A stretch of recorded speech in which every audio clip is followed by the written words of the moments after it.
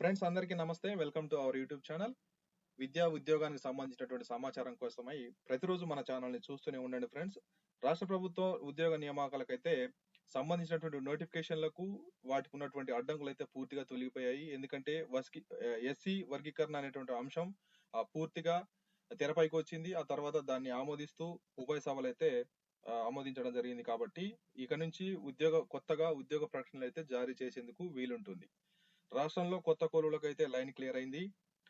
ఎందుకంటే ఉత్తర్వుల రూపకల్పనపై కసరత్తు అనేది జరిగింది. ఎస్సీ వర్గీకరణకు సంబంధించి ఉత్తర్వులు రూపకల్పనపై ప్రభుత్వ యంత్రాంగం కసరత్తు చేస్తోంది. ఎలాంటి న్యాయపరమైన చెక్కులు తలెత్తకుండా ఉండేలా జాగ్రత్తలు అయితే తీసుకుంటుంది.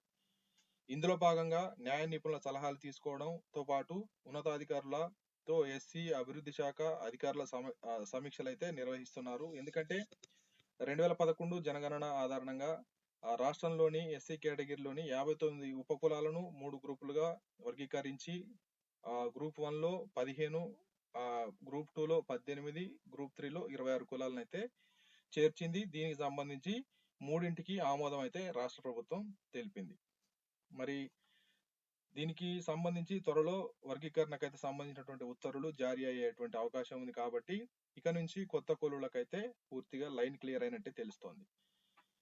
అలాగే 10 రోజుల్లో గ్రూప్ 1 ఫలితాలు అయితే విడుదల కానున్నాయి. రాష్ట్రంలోని 563 గ్రూప్ 1 పోస్టుల భర్తీకి నిర్వహించినటువంటి ప్రధాన పరీక్షల జవాబు పత్రాలు ఏవైతే ఉన్నాయో వాటి మూల్యాంకనం అయితే పూర్తిగా ముగిసింది. అభ్యర్థులు సాధించినటువంటి మార్కుల ఆధారంగా 1:2 నిష్పత్తిలో మెరిట్ జాబితాను అయితే వెల్లడించడానికి రెడీ అయింది టీజీపీఎస్సీ. ఫలితాలను వెల్లడించేటువంటి అవకాశం అయితే కనిపిస్తుంది. అనంతరం అభ్యర్థుల ధృవీకరణ పత్రాల పరిశీలన అయితే ఉంటుంది. గ్రూప్ 1 ప్రధాన పరీక్షలకు 21,093 మంది అయితే హాజరయ్యారు. ఒక్క పోస్ట్ కి అయితే 39 మంది అయితే పోటీ పడుతున్నట్లు తెలుస్తోంది. 10 రోజుల్లో గ్రూప్ 1 ఫలితాలంటూ చూడొచ్చు. గ్రూప్ 1 ప్రధాన పరీక్షల్లో అభ్యర్థులు సాధించినటువంటి మార్కుల వివరాలను టీజీపీఎస్సీ వెబ్సైట్ లో పొందుపరిచారు.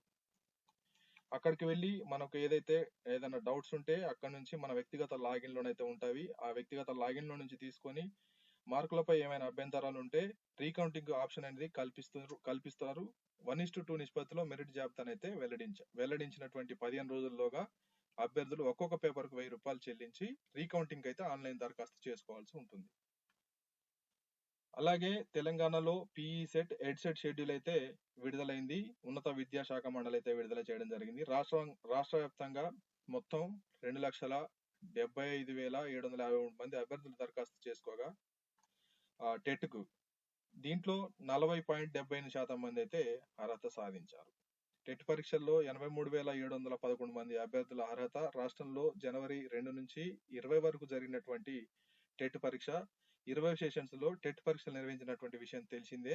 అయితే ఈ పరీక్షలకు రాష్ట్ర వ్యాప్తంగా మొత్తం 2,75,753 మంది అభ్యర్థులు దరఖాస్తు చేసుకోగా పరీక్షకు 2,05,278 మంది అయితే హాజరయ్యారు. వీరిలో 2 పేపర్లు కలిపి 83,711 మంది అంటే 40% పైగా అభ్యర్థులు అయితే అర్హత సాధించారు. పేపర్ 1 లో 69,476 మంది అభ్యర్థులకు గాను 41,327 మంది అంటే 59.48% అయితే క్వాలిఫై అయ్యడం తెలిసింది. దాంతో పాటు సబ్జెక్టుల వారీగా కీ ఆన్సర్ ఏదైతే దీనికి సంబంధించినటువంటి ఆన్సర్ కీ ఉంటుందో అది కీని అయితే విడుదల చేసింది. సబ్జెక్టుల వారీగా అధికారిక వెబ్సైట్ లో ఆన్సర్ కీని అందుబాటులో ఉంచారు. ఎవరైనా సరే ఏదైనా డౌట్స్ ఉంటే మీరు ఈ వెబ్సైట్ నుంచి తీసుకొని జనవరి 25 నుంచి 27 సాయంత్రం 5 గంటల వరకు అభ్యంతరాలను అయితే స్వీకరించింది.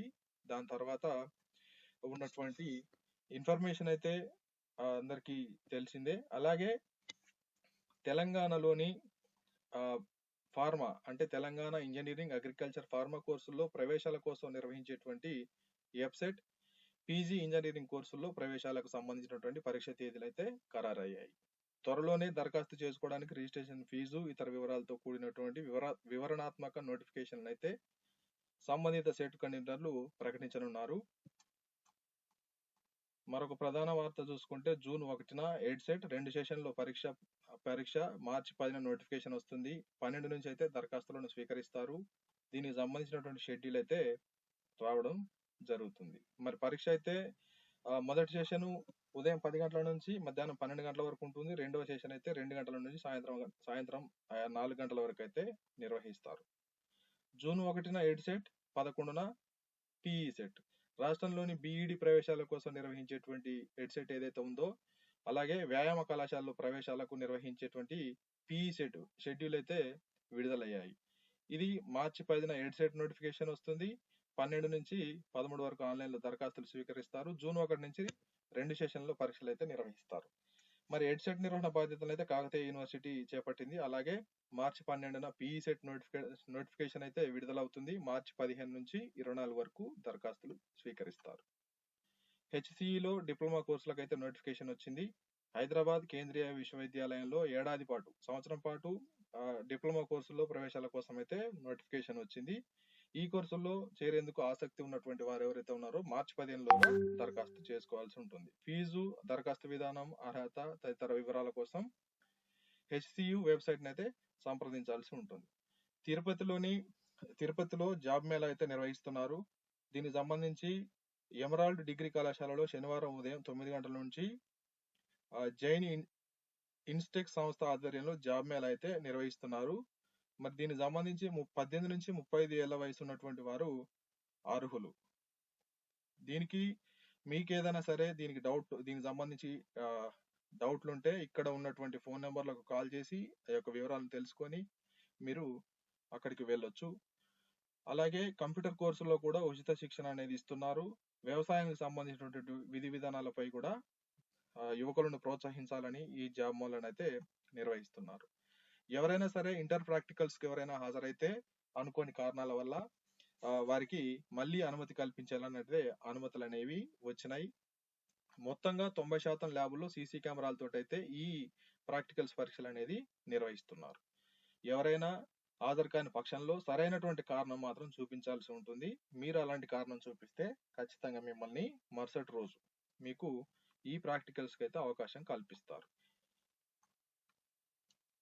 ఇక్కడ మరొక వార్త చూసుకుంటే జాబ్స్ కు సంబంధించి విశాఖపట్నంలోని సీతమ్మధార్లో డ్రెడ్డింగ్ కార్పొరేషన్ ఆఫ్ ఇండియాలో ఒప్పంద ప్రాతిపదికన ట్రైనింగ్ మైరన్ ఇంజనీర్లు దీనికి సంబంధించినటువంటి 45 పోస్టులు అయితే ఉన్నాయి. ఫిబ్రవరి 13, 14 తేదీలో ఇంటర్వ్యూకు హాజరు కావాల్సి ఉంటుంది.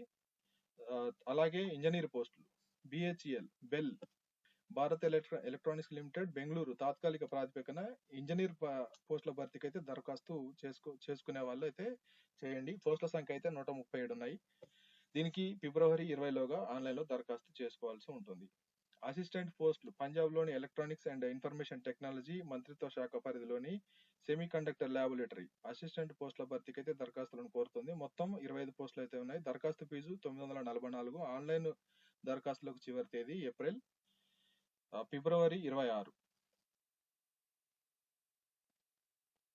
ఇలాంటి మరింత ఇన్ఫర్మేషన్ కోసం, మరిన్ని అప్డేట్స్ కోసం మన ఛానల్ ని చూస్తూనే ఉండండి ఫ్రెండ్స్. వీడియో నచ్చితే లైక్ చేయండి, షేర్ చేయండి. మన ఛానల్ ని సబ్స్క్రైబ్ చేసుకోవడం మర్చిపోద్దు ఫ్రెండ్స్. పక్కనే ఉన్నటువంటి బెల్ ఐకాన్ని యాక్టివేషన్ లో పెట్టుకోండి. Thank you friends. Thank you for watching.